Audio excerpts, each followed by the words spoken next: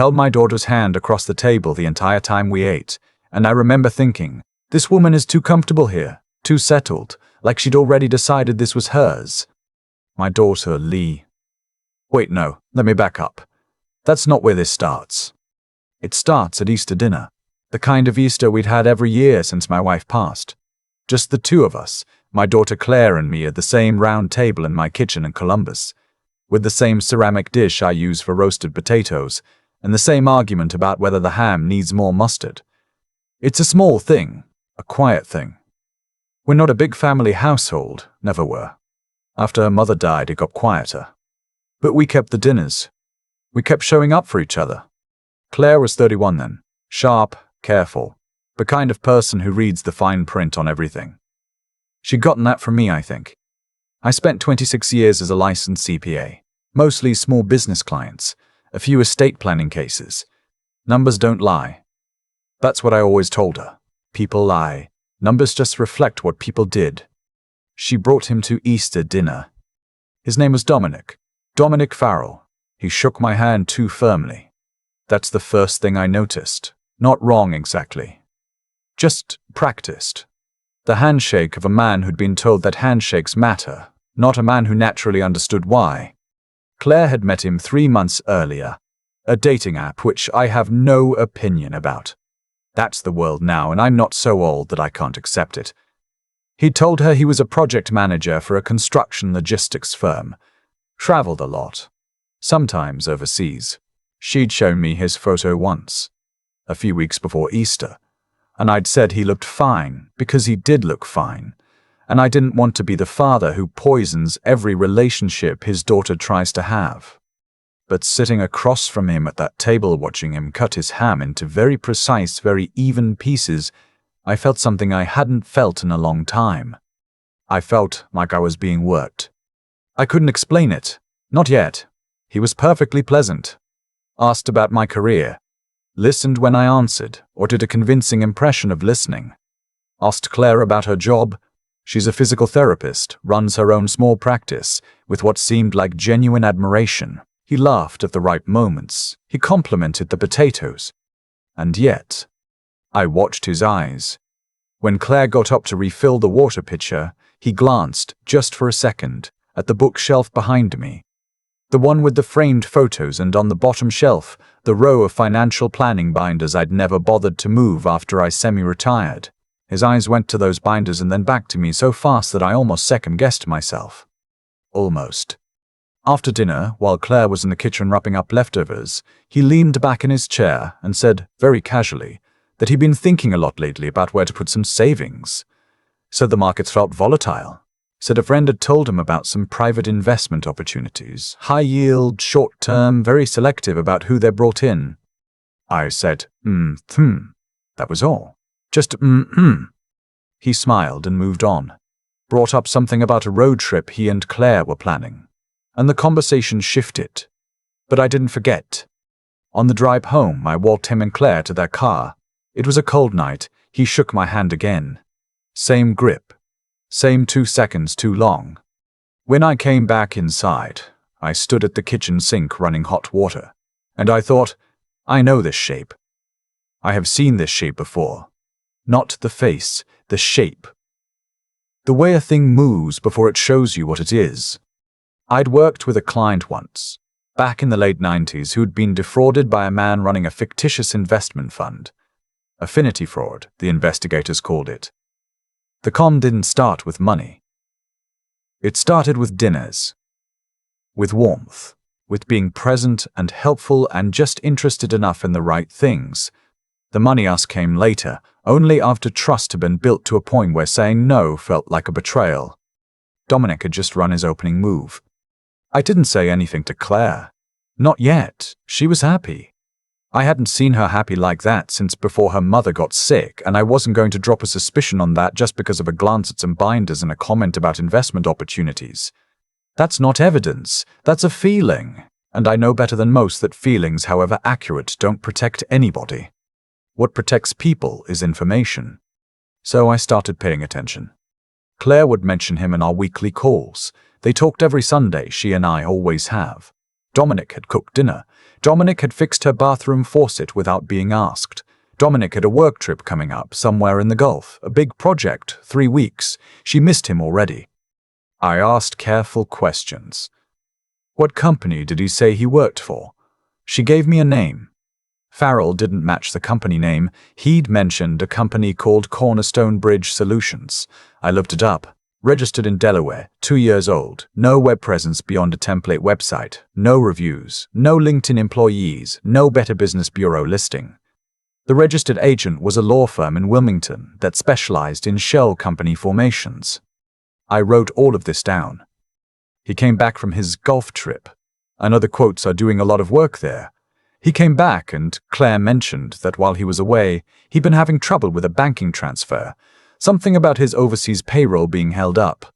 A temporary cash flow issue. He hadn't asked her for anything, she said quickly, as if anticipating my reaction. He'd just mentioned it. That's the other move.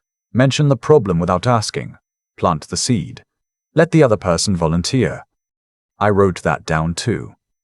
2 weeks later, Claire called me on a Thursday. Not our Sunday call, a Thursday, late afternoon. Her voice had that quality it gets when she's trying to sound calm and isn't quite pulling it off. She said she needed to ask me something. She said she hoped I wouldn't overreact.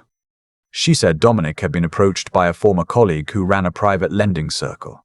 A kind of informal investment pool, she explained, where a small group of vetted participants put in short-term capital and received returns of 12 to 15% over 90 days. Dominic had been invited. He thought it was a real opportunity. He'd asked Claire if she wanted to participate alongside him. She said she'd been thinking about it.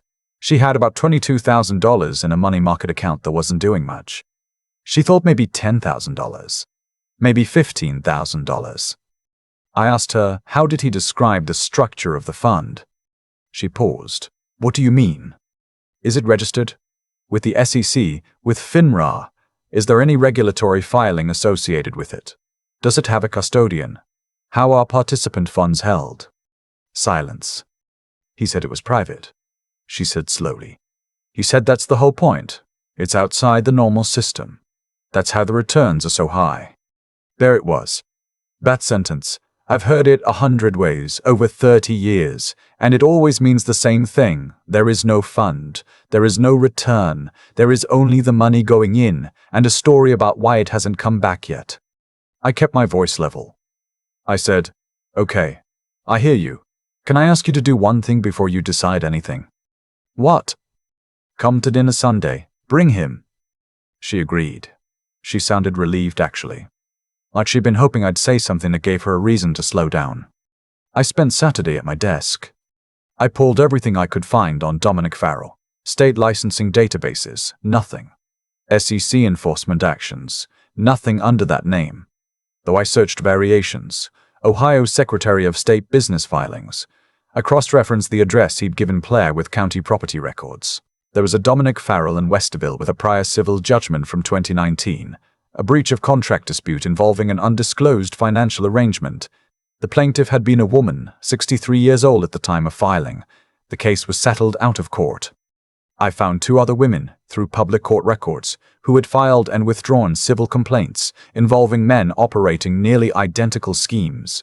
Private lending circles, short-term high-yield, word-of-mouth recruitment. The complaints were withdrawn, which usually means settlement, which usually means the victims recovered something but agreed not to pursue further. The operations had different names, different cities. The structure was identical. I printed everything, put it in a folder, labeled it with nothing, just a date. Sunday came. I made pot roast, Claire's favorite since she was 8. We have a routine around pot roast. She always sets the table while I finish the gravy, and she always steals a piece of carrot from the pot and pretends she didn't. I didn't say anything about it. I just wanted a normal start. Dominic arrived with wine, a nice bottle which I noticed. Generous gift calibration. Not so cheap it signals nothing. Not so expensive it seems performative. He'd done this before. We sat down. The conversation was light. He asked about a news story he'd seen. Claire talked about a patient she'd been treating who had made unexpected progress. I talked about a neighbor who'd gotten a new dog that had already destroyed 2 of my hydrangeas. Normal, warm, exactly what he wanted. And then, somewhere between the pot roast and the moment I got up to bring the rolls from the oven, Claire reached across the corner of the table and squeezed my hand. Once. Twice. 3 times. I almost dropped the dish towel. We had a signal. We'd made it up when Claire was in middle school, when her mother and I took her to a few formal work dinners, where she felt awkward and couldn't find a way to tell me she needed a break from whatever conversation she'd gotten trapped in. 3 squeezes, I need you. Come find me an exit. We haven't used it in probably 15 years. I'd honestly forgotten we still had it. But Claire remembered. I didn't look at her. I went to the kitchen, got the rolls, stood at the counter for a moment with my back to the dining room, and I breathed. She knew something was wrong. Or she'd started to, somewhere between Thursday and now. Maybe he pushed harder. Maybe she'd done her own thinking. Maybe it was just her gut, and her gut is good, always has been. I came back and set the rolls down and looked at Dominic, and I said, very easily, very conversationally, "So Claire mentioned you've been looking at some investment options. I'd love to hear more about that. I spent a lot of years in accounting. I find that stuff genuinely interesting." He smiled. It was a good smile. "Sure, yeah, nothing too complicated. What's the regulatory structure? Is it a Reg D offering or something else?" The smile held, but his eyes shifted. "Just slightly. It's more informal than that. Private network." "Right, Claire mentioned that. So no SEC registration. Who's the custodian for participant funds?" "It's managed internally." "By whom?" "The fund manager." "What's the fund manager's background? Is this someone with a Series 65, Series 7, any FINDRA registration?" He set his fork down. "You know, it's really more of a community thing. People who know each other, less about paperwork." I nodded slowly. I said, "I want to show you something, if that's okay." I got up and got the folder. I didn't make a speech. I didn't accuse him of anything in dramatic terms. I opened the folder and I put the civil judgment from 2019 in front of him first. I watched his face. He looked at it for 3 seconds, and then he looked at me, and whatever performance he'd been running went quiet. Just for a moment, you could see the calculation happening behind his eyes. Then I put the 2 withdrawn complaints beside it.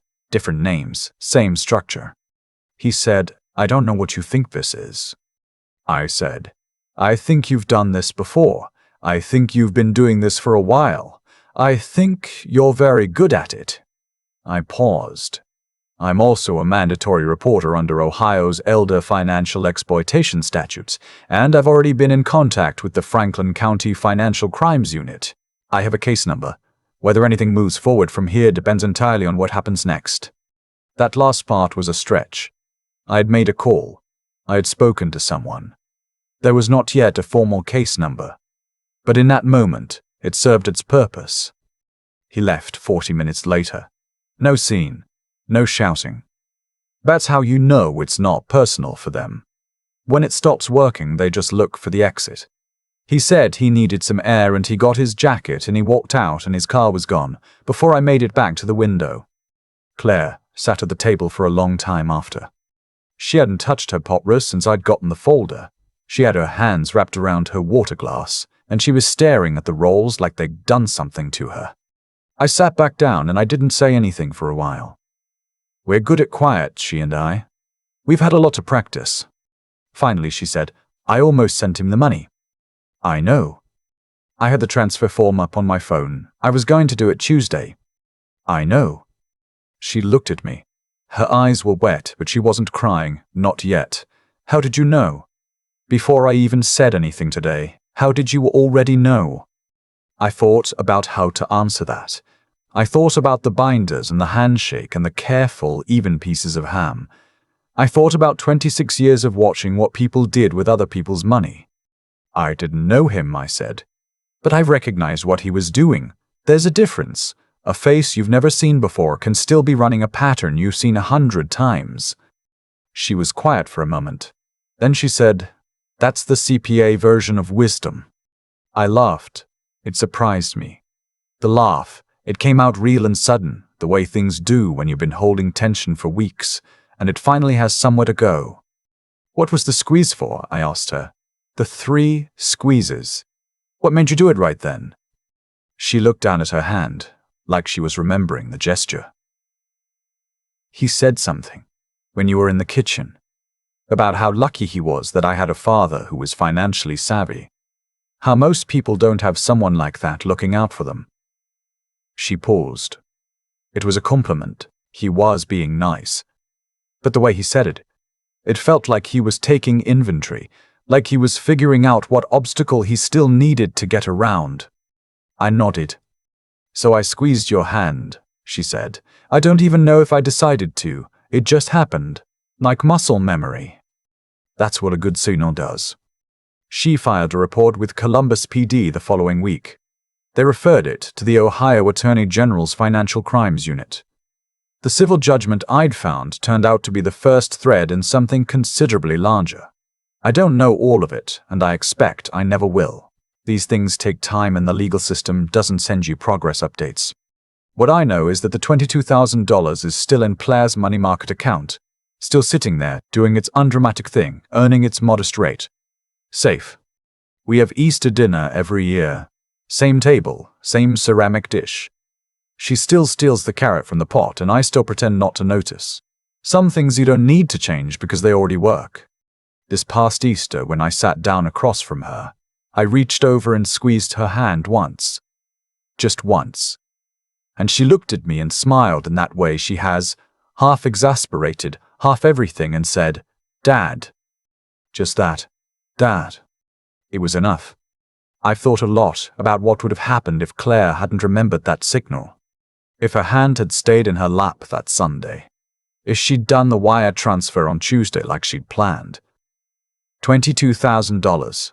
Gone to a man whose entire existence, the job, the Gulf trip, the cash flow problem, the investment opportunity, was a story built specifically to take it. I think about the Tuesday version of events more than I probably should. It's not a comfortable thing to sit with. What stopped it wasn't luck. I want to be clear about that because I think people reach for luck as an explanation when the real answer is harder to accept. What stopped it was a choice Claire made years ago. A choice to stay honest with me even when it was uncomfortable, and a choice I made to be worth being honest with. That's not a small thing. That's the whole thing. The signal only worked because the trust behind it was real. You can't fake that infrastructure. Either it's there or it isn't. Dominic understood something about human nature that most people don't want to admit. That we are most vulnerable not when we're weak, but when we're happy. Claire was happy. She was 31 and she'd found someone attentive and warm, and she wanted it to be real. That wanting, that completely reasonable, completely human wanting was exactly what he needed. He didn't find a foolish person. He found a hopeful one. There's a difference, and the difference matters, because foolishness can be fixed with information. But hope has to be handled with something more careful. What I used wasn't magic. I used what I'd spent 30 years building. Not money, not status, but the ability to look at a pattern and call it what it was before it finished playing out. That kind of knowledge has a cost. You develop it slowly, through work and attention and a willingness to be wrong and correct yourself and look again. It doesn't announce itself as wisdom. It just sits there, quiet, until the moment you need it. And then there's the part that doesn't get talked about enough. Claire had to be brave enough to use the signal. She could have talked herself out of it. She could have decided she was overreacting, that I'd worry, that it would ruin dinner, that she should give him the benefit of the doubt. She's been giving people the benefit of the doubt her whole life. It's one of the things I love most about her, and one of the things that made her a target. But she listened to the part of herself that knew something was off, and she acted on it even when acting on it was uncomfortable. That takes something. I don't think I've told her that clearly enough. There's a version of this story where I say the lesson is, don't trust people. I'm not going to say that. The lesson is not to stop trusting. The lesson is to build something real with the people who've earned it, so that when the moment comes, and it will come in one form or another for everyone, there's something solid to reach for. A hand across a table. 3 quiet squeezes. A signal that says, I'm here, I see you, I've got you. That's what Claire and I built. Not perfectly, not without years of difficulty and grief and learning how to talk to each other after her mother died. But we built it. It held.